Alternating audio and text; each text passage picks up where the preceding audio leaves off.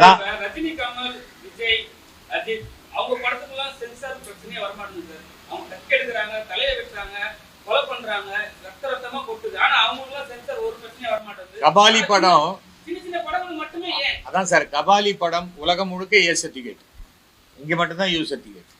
இதான் விஷயம். புரிஞ்சுதா? நான் சொல்றது புரிஞ்சது இல்ல. அடிப்படையாகவே இதே பாகுபலியில கூட கழுத்தை வெட்டி கழுத்து அப்படி அப்படி குதிச்சு போகும். அந்த பாகுபலி சென்சார் முடிஞ்சு சென்சார் அதிகாரி பாகுபலியோடைய இயக்குனர் கார்ல போறாரு கிளம்பி. எப்படி போக முடியும்? ஒரு குற்றவாளிக்கு தண்டனை கொடுத்துட்டு ஜட்ஜியா நான் இருப்பா என்னை கொண்டு விட்டுருப்பேன் மந்தவழியில் அப்படின்னு ட்ராப் பண்ணேன். அந்த மாதிரி தான் நடக்குது சார். ஒரு இடத்துல ஊழல்னு வந்தா அது பணமா இருக்கலாம், பொருளாக இருக்கலாம், ஜந்துக்களாக இருக்கலாம், என்ன வேணா இருக்கலாம். ஆனா ஊழல் அது தவறு. என்ன சொல்லுங்க, யார்கிட்ட ஒரு பைசா காசு வாங்கினேன். கொம்பன் படம் வந்தது, நான் 30 லட்ச ரூபா கேட்டேன், 50 லட்ச ரூபா கேட்டேன்னு ஞானவேல் ராஜா சொன்னார். நான் கேட்டேன்னு தானே சொன்னாரு, வாங்கினேன்னு சொல்ல முடியாதுல்ல. வாங்கினேன்னா ப்ரூவ் பண்ணும்ல.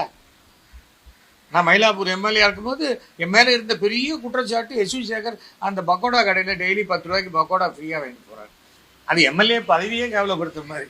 அவங்க கோடி கணக்கில் அடிக்கும் போது 10 ரூபாய்க்கு பக்கோடா வாங்குறேன்னா அது மாதிரி நம்ம மேலே சரியாக குற்றம் சுமத்த முடியலைங்கும் போது இந்த மாதிரி பண்ணுறாங்க.